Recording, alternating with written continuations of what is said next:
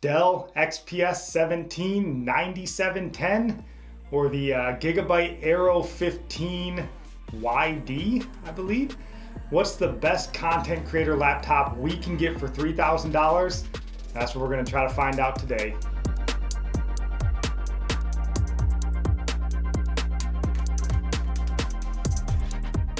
Yo, what up YouTube? Crash Wilcox. And today we're kind of taking a look at two of the best content creator laptops really on the planet. On one side we got the Dell XPS 17 9710, and then on the other side we got the Gigabyte Aero 15. I believe this is the YD model. If that's incorrect, it'll be on the screen. So today we're just going to be taking a look at which one is really the best. So the specs aren't exactly the same. So right here you can see for the XPS, this is the i9-11900H with the RTX 3060, 32 gigs of RAM, and a 1 terabyte SSD. And then on the Aero 15 side of the house, this is the i9-11980HK, RTX 3080, 32 gigs of RAM, and 1.5 terabytes of SSD. So the specs aren't exactly the same, but you can see on the screen what I paid for both of these. They are both right about $3,000. So that's why I wanted to compare these two. What's the best bang for the buck? Because just looking at these things, straight specs, you'd go, Aero 15, right? Obviously, it's got stronger specs. But that's what we're going to try to test today. And I think you'll be a little bit surprised when it all comes down to it. So just running through the port selection on these things a little bit. Aero 15, I believe, I didn't weigh these personally, but on the website, it claims to be 4.4 pounds. For the Aero 15, you have two USB-A. Those are 3.2 Gen 1. You have a Thunderbolt 4 micro SD, or not micro SD, I'm sorry, SD card reader, and then the power connector port there. On this side, you got HDMI 2.1, DisplayPort 1.4, and another USB-A that's also 3.2 Gen 1, and your universal audio.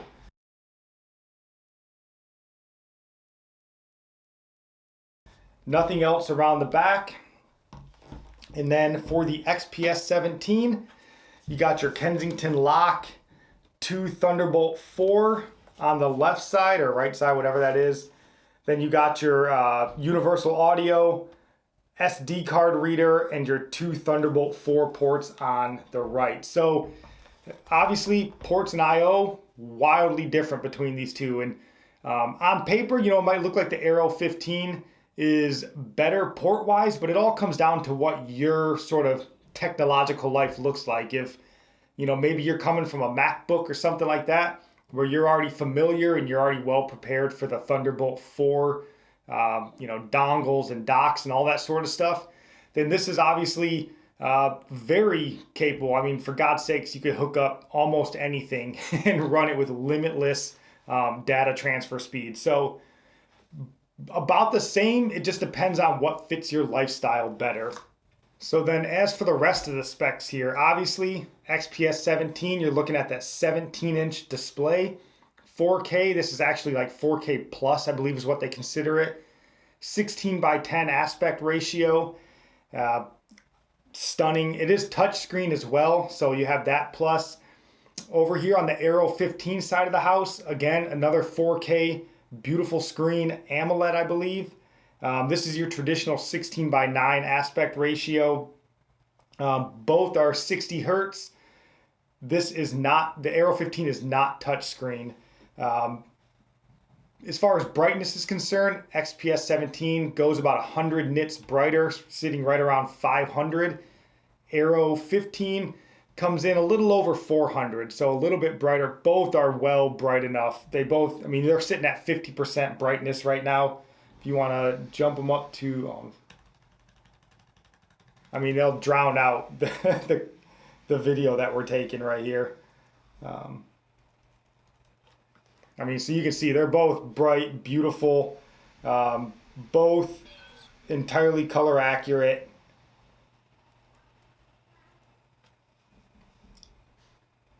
You'll see the accuracies coming up here on the, I'm trying to fix this.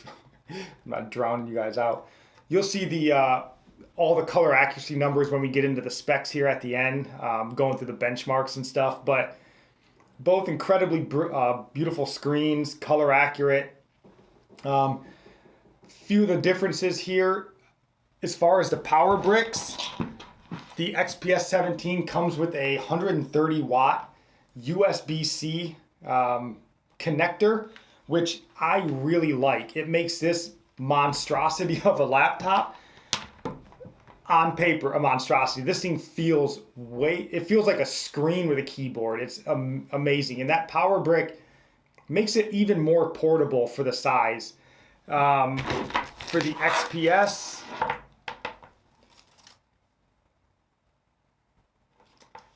yeah, I forgot. This is actually sitting with a 230 watt, pretty big power brick, and it has this stupid connector with this, whatever this is, that makes it pretty inconvenient. I'll be honest, because it connects into the right side of the laptop, which makes it pretty awkward to use.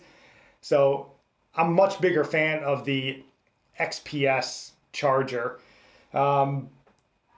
This comes with, they're both upgradable entirely, I think up to 64 gigs of RAM. They both have two RAM slots, two SSD slots, two M.2 slots. The XPS, I believe both M.2 slots are PCIe Gen 4, even though this laptop comes installed with a Gen 3 SSD, which is odd. For the Aero 15, one slot is Gen 4, and it comes with a Gen 4 drive in it, which you'll see the numbers when we run the Crystal Disk Mark. Pretty fast drive. And then the second M.2 is a Gen 3. So you get a little bit of variation there. And then as far as the internals, the GPUs, they're both limited as far as their GPUs. They're not full power. This is a 70 watt 3060.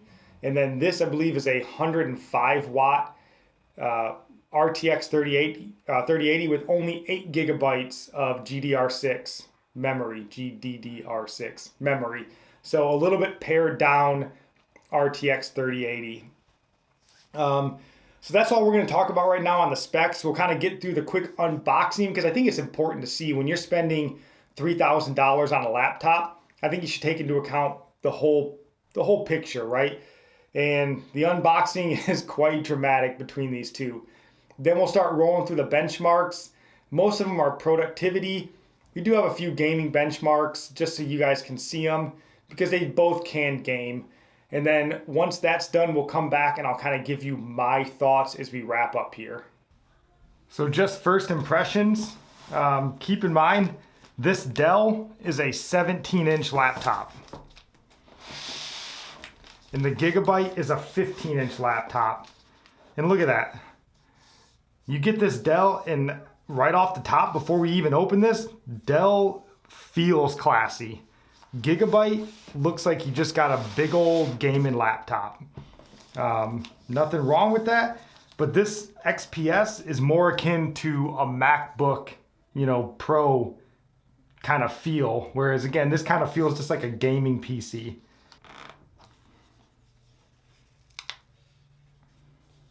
And yeah, it just looks elegant.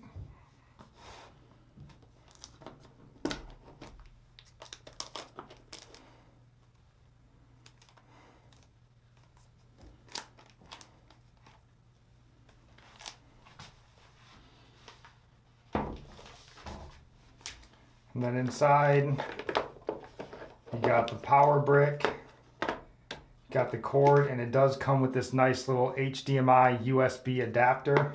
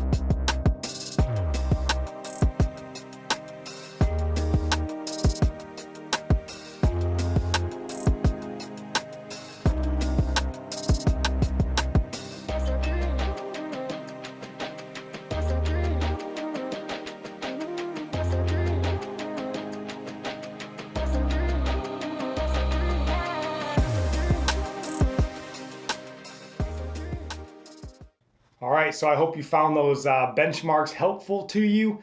And just in closing on this video, I just want to kind of make my claim. So you can see Aero 15, as you would expect, stronger specs, stronger performance than most benchmarks, though it wasn't quite as big as you might have thought, you know, especially having the RTX 3080 in there.